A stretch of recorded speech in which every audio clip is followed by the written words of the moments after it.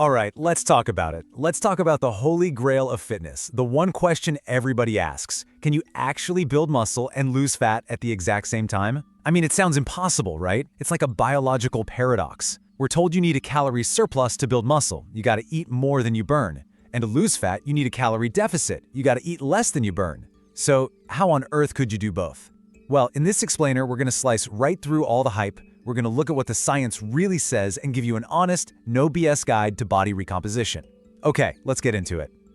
So what's the deal? Is this whole thing a myth, or is it some kind of metabolic miracle?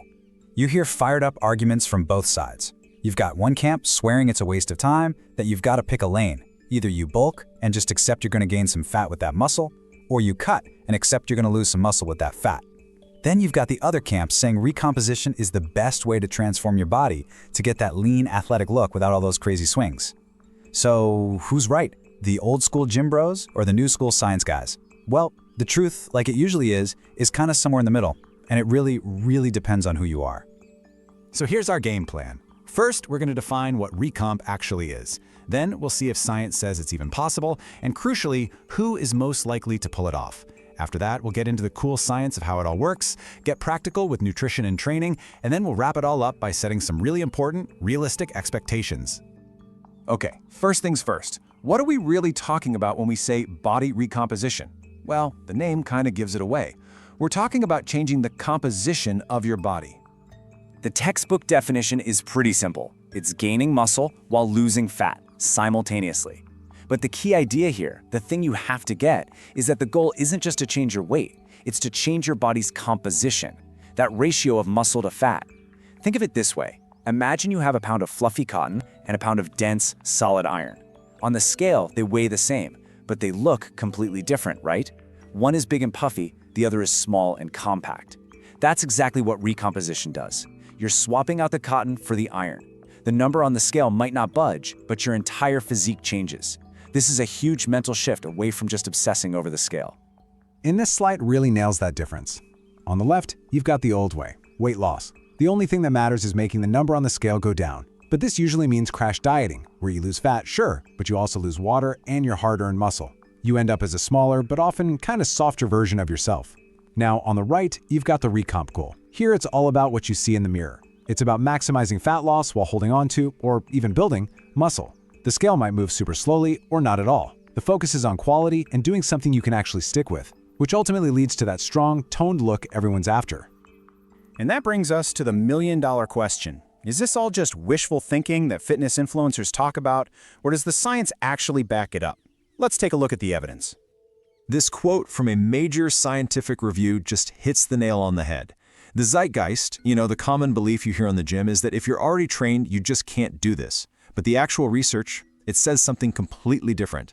The scientists are clear. There are many high-quality studies that have shown body recomposition. So science gives us a clear, definite yes, it is possible. But, and you knew there was a but, right? This is a very big but. That yes comes with some huge asterisks. It doesn't work for everybody, in every single situation. And the more experienced you are, the tougher it gets. And that's why this debate even exists. So, who are these lucky people?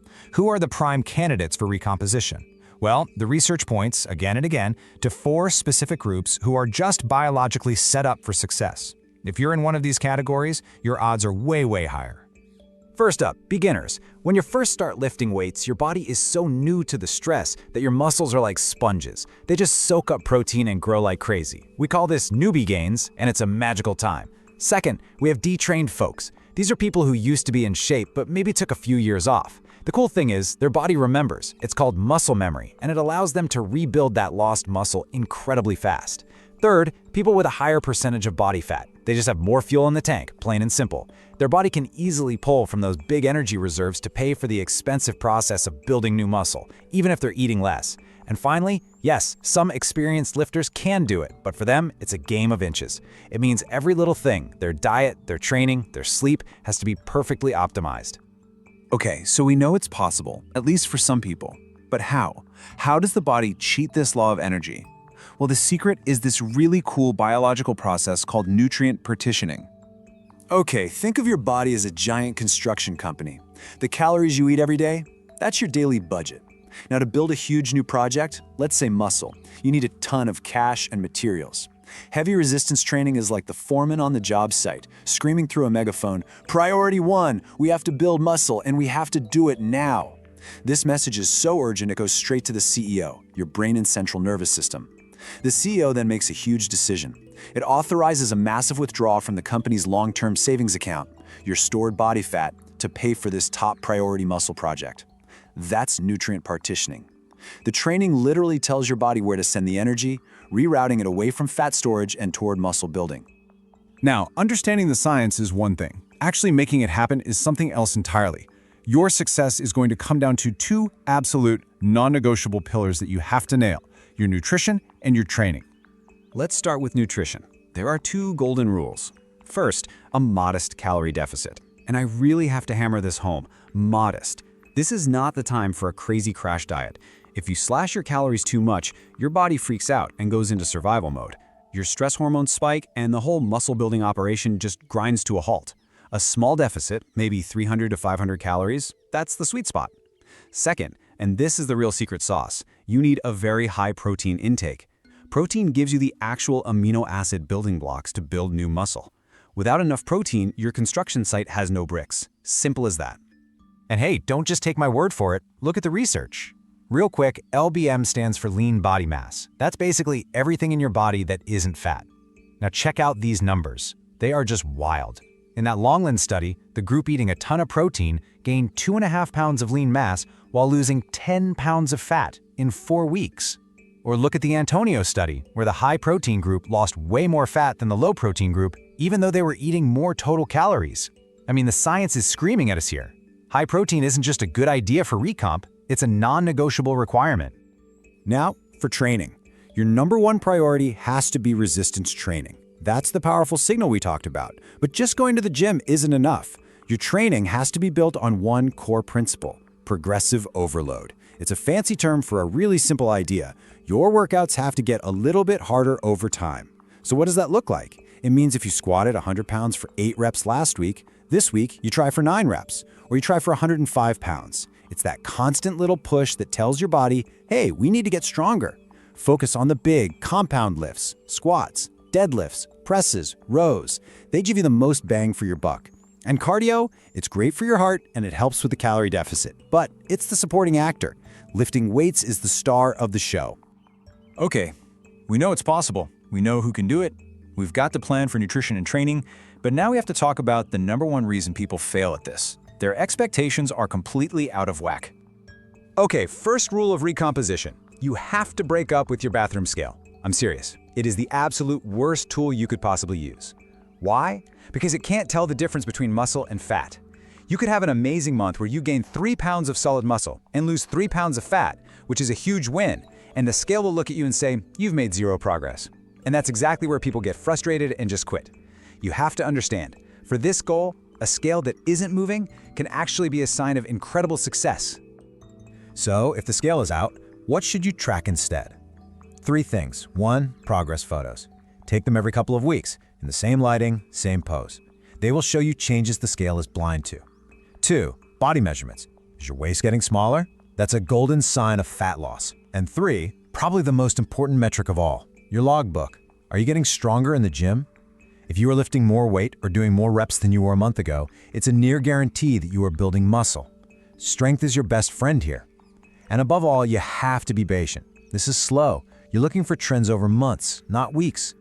It's also super important to know when Recomp isn't the right move.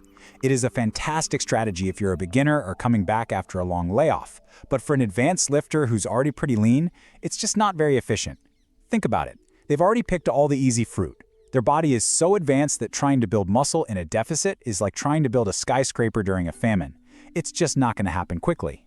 For that person, dedicated phases of bulking to maximize muscle gain and then cutting to strip away fat is a much, much smarter approach. It's all about picking the right tool for the job.